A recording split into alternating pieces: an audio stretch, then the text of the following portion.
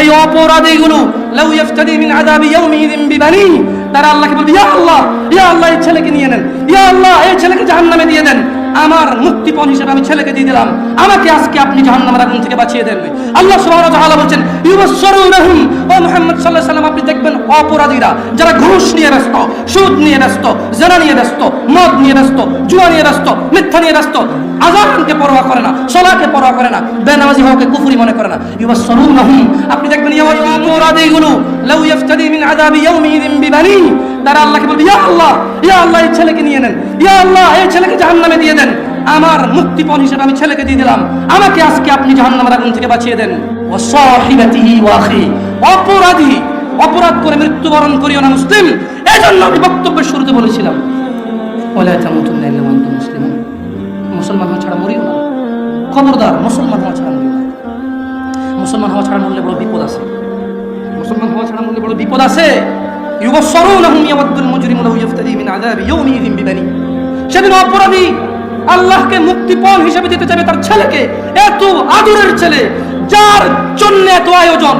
যার আকিকায় 10টা গরু জবে হয়, যার জন্মদিনে সিনেমার নায়ক নায়িকা এসে অংশগ্রহণ করে, যার জন্মদিনে কোনো মসজিদ মাদ্রাসা সে দান করে, যে খুন করে আসলে সে বলে আমার ছেলে নির্দোষ, সবচেয়ে বড় উকিলকে হায়ার করে, এত আদরের ছেলে, যেই ছেলে 7 খুন করলে মাপ, যেই ছেলের জরিমানা দিতে দিতে বাপ কখনো সন্তুষ্ট হয় না, এই এত আদরের সন্তানকে পরিস্থিতি কি হতে পারে একটু ভাবো মুসলিম। মা নিজের মেয়েকে ভাবে ব্যাপারা ছেড়ে দেবেন না। আপনি বাবা, আপনাকে বলছি ভাইয়া, চাচা, যদি খালি অপরাধী হয়ে মরো তবে শোনো সূরা মাআরিজ, আল্লাহ বলছেন অপরাধী সেদিন তার মুক্তিপণ হিসেবে দিতে চাইবে তার ছেলেকে, ও সাহিবাতিহি ওয়া আখি, তার স্ত্রী, তার ভাইকে, ও ফাসিলাতিহি আল্লাতী তুই, তার জ্ঞাতি গোষ্ঠী যারা ওকে আশ্রয় দিত, ওয়া মান ফিল আরদি জামিআ সুম্মা ইউনজি, যখন হবে না আল্লাহ বলবে ছেলে লাগবে না, তুই অপরাধী, তোকে লাগবে। স্ত্রী আর ভাই দিয়ে আল্লাহ বলবে হবে না, তুই অপরাধী, তোকে লাগবে। জ্ঞাতি গোষ্ঠী যারা অন্যায় করলে আশ্রয় দিত, আরে যা বেটা করে আমি আছি, ওই বেটা আমি আছি না, তুই যা, এই লোকগুলা এগুলাকে দিয়ে দিবে, আল্লাহকে নিয়ে যাও, এরা আমাকে আশ্রয় দিতে অন্যায় করবে, আল্লাহ বলবে যে তোকে লাগবে।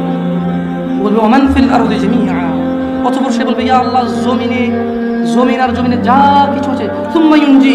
জমিনটা পুরো এই পৃথিবীতে যা আছে সব নিয়ে নেন, সুম্মা ইউনজি, অতঃপর আমাকে নাজাত দিয়ে দেন। যেই রব আহ্বান করে বলে রাতের 1/3 যখন থাকে, যে দয়ালু রব আহ্বান করে বলে দিনের অপরাধীরা আসো রবের কাছে ক্ষমা চাও, ক্ষমা করে দেব, সুস্থ হতে চাও, চাও, সুস্থ হতে, জান্নাত চাও, চাও, দিয়ে দেব। এত দয়ালু রব, যিনি বলে বান্দা তুমি জমিন থেকে আকাশ পর্যন্ত গুনাহ নিয়ে আসো, আমি রব জমিন থেকে আকাশ পর্যন্ত দয়া নিয়ে আসবো, আমার সাথে শিরিক করো না। এত দয়ালু রব সেদিন ওই অপরাধী হয়ে যদি মারা যান, তাহলে এত দয়ালু রব, যিনি